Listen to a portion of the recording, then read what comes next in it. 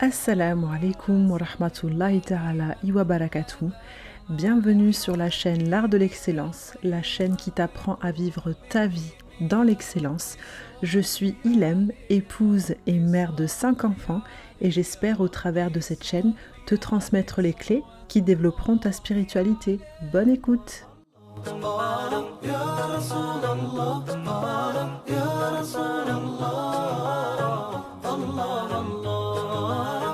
البدر كطلعته وجه جميل والشمس كبسمته ظل ظليل هو عبد الله سيد الخلق ومصطفاه وحبيب الله أعوذ بالله من الشيطان الرجيم بسم الله الرحمن الرحيم الحمد لله رب العالمين الرحمن الرحيم مالك يوم الدين إياك نعبد وإياك نستعين اهدنا الصراط المستقيم صراط الذين أنعمت عليهم غير المغضوب عليهم ولا الضالين آمين اللهم صل على سيدنا محمد الفاتح لما أغلق والخاتم لما سبق ناصر الحق بالحق والهادي إلى صراطك المستقيم وعلى آله حق قدره ومقداره العظيم. Assalamu alaikum wa rahmatullahi ta'ala wa barakatuh. Je vous souhaite la bienvenue dans ce 3e épisode de la série La connaissance divine. Alors, ce sera une extension du 2e épisode car nous allons aborder aujourd'hui comment se concentrer lors de la prière et également l'obligation de prier à l'heure, l'obligation de prier peu importe là où nous nous trouvons. Et je vous donnerai à la fin quelques petites astuces qui vous permettront de prier n'importe où vous vous trouverez.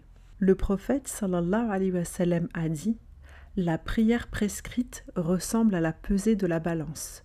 Mieux on pèse, mieux on s'acquitte. » Alors nous avions dit dans l'épisode précédent que la concentration dans la prière était un élément qui embellissait la prière auprès d'Allah subhanahu wa ta'ala et qui était déterminant pour l'acceptation de cette dernière. Aussi, pour que la prière soit acceptée d'un point de vue fiqh, d'un point de vue règle religieuse, il faut que la personne sache comment prier, il faut que la personne sache comment faire ses ablutions, et il faut que la personne sache quand est-ce qu'elle a perdu ses ablutions, et il faut que la personne sache aussi quand est-ce que la prière n'est pas valide selon les erreurs qu'elle aurait pu accomplir durant cette dernière. Il est très important de connaître les règles de validité des ablutions et les règles de validité de la prière, car comment voulez-vous parfaire votre prière si déjà les bases qui la constituent ne sont pas bien acquises. Après ça, la concentration, comme je le disais, est un élément très important pour accéder à la connaissance divine et c'est le premier pas qui constituera le cheminement vers Allah subhanahu wa ta'ala. Donc la prière, elle est obligatoire pour chacun de nous tous et c'est la première adoration sur laquelle Allah nous interrogera au jour du jugement. Au départ, je vous ai cité un hadith du prophète sallallahu alayhi wa sallam qui disait que la prière prescrite ressemble à la pesée de la balance. Mieux on pèse, mieux on s'acquitte. Alors ce hadith, il a deux sens. Il a un sens extérieur et un sens intérieur. Le sens extérieur auquel le prophète sallallahu alayhi wa sallam fait référence, c'est ce que je vous disais un peu plus tôt. Dans la perfection, il se trouve dans la perfection de l'accomplissement de chaque acte des ablutions et de chaque acte de la prière. Et le sens intérieur auquel le prophète sallallahu alayhi wa sallam fait référence entre autres est la concentration dans laquelle vous allez accomplir votre prière. Pour ce qui est des conditions de validité des ablutions et de la prière et également des conditions d'invalidité de la prière et des ablutions, je vous invite très fortement à prendre des cours dans un institut. En France, nous suivons l'école malikite. Il existe plein d'instituts qui dispensent ce type de cours-là, ce type de formation. Alors, soit via en présentiel ou en distanciel. Aujourd'hui, avec Internet, c'est très facile de prendre des cours depuis chez soi. Si vous ne connaissez pas d'institut de confiance et de qualité, n'hésitez pas à venir me voir sur mon compte Instagram L'Art de l'Excellence, où je vous aiguillerai avec grand plaisir. En ce qui concerne le sens intérieur, c'est justement la concentration dans laquelle vous allez accomplir votre prière. Allah subhanahu wa ta'ala nous dit dans la sourate Taha, verset 14, « Certes, c'est moi Allah, point de divinité autre que moi, adore-moi et accomplis la prière en souvenir de moi. » Il dit également subhanahu wa ta'ala dans la sourate An-Nisa, verset 43, « N'approchez pas de la prière alors que vous êtes ivre afin de savoir ce que vous dites. » Le Coran est vraiment un miracle d'Allah subhanahu wa ta'ala et chaque verset a plusieurs sens, que ce soit extérieur et intérieur. Et pour ce dernier verset de la sourate An-Nisa, lorsque Allah interdit à ceux qui sont ivres d'approcher de la prière, il ne parle pas seulement des personnes qui ont bu de l'alcool. Ça, c'est le sens extérieur qu'on pourrait donner à ce verset. Mais il y a un sens beaucoup plus profond dont Allah fait référence. Ce sont les personnes qui sont ivres de leurs pensées autres que pour Allah subhanahu wa ta'ala. Ivres de leurs pensées de ce bas monde. Ivres de leurs pensées qui n'est pas Allah subhanahu wa ta'ala. Allah fait référence à ces gens qui sont ivres à cause des nombreux soucis ou à cause de l'amour de ce bas monde. Et si notre esprit est rempli des pensées qui concernent ce bas monde, il ne peut être qu'inattentif à Allah subhanahu wa ta'ala durant la prière.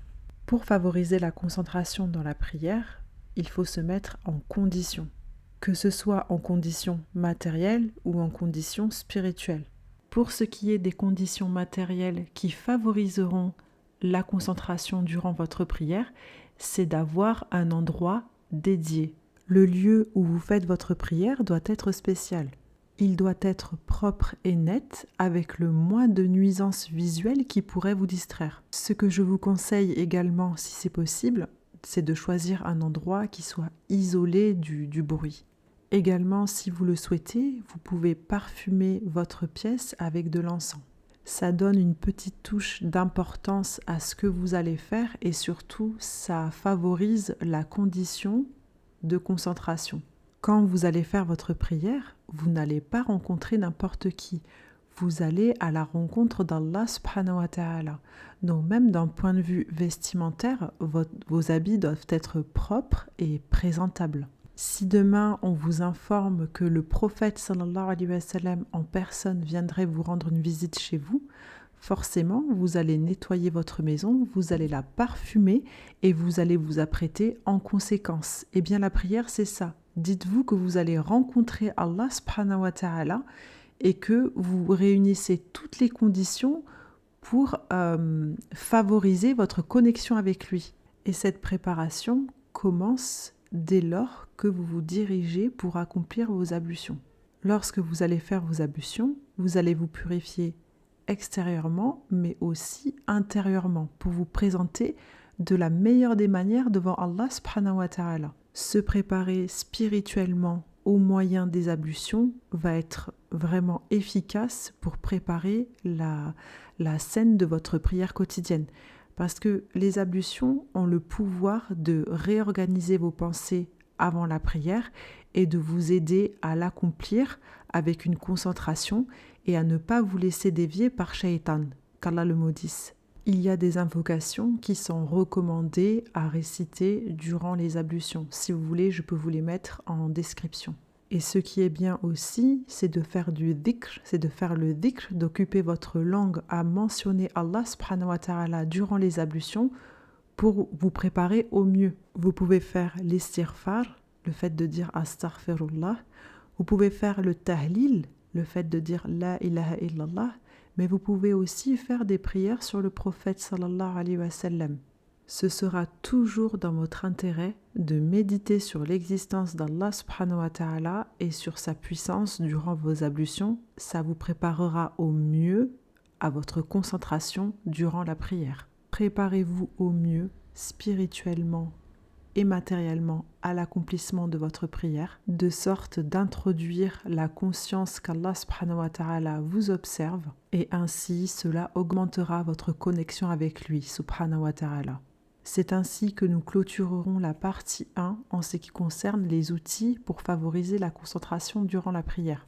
On se retrouve pour la partie 2 concernant l'obligation de prier à l'heure et les outils, les petites astuces qui vous permettront de prier n'importe où, que ce soit au travail, à l'école ou bien même quand vous êtes en sortie extérieure. En attendant, si vous le souhaitez, vous pouvez mettre des petits commentaires sur des astuces qui vous permettent de vous concentrer durant la prière. N'hésitez surtout pas, même à aimer la vidéo et à partager. أعوذ بالله من الشيطان الرجيم بسم الله الرحمن الرحيم الحمد لله رب العالمين الرحمن الرحيم مالك يوم الدين إياك نعبد وإياك نستعين اهدنا الصراط المستقيم صراط الذين أنعمت عليهم غير المغضوب عليهم ولا الضالين آمين اللهم صل على سيدنا محمد الفاتح لما أغلق والخاتم لما سبق ناصر الحق بالحق والهادي إلى صراطك المستقيم وعلى آله حق قدره ومقداره العظيم السلام عليكم ورحمة الله تعالى وبركاته. يا صل وسلم دائما أبدا على حبيبك خير الخلق كلهم يا رب صل عليه يا رب صل عليه يا رب صل عليه صلوات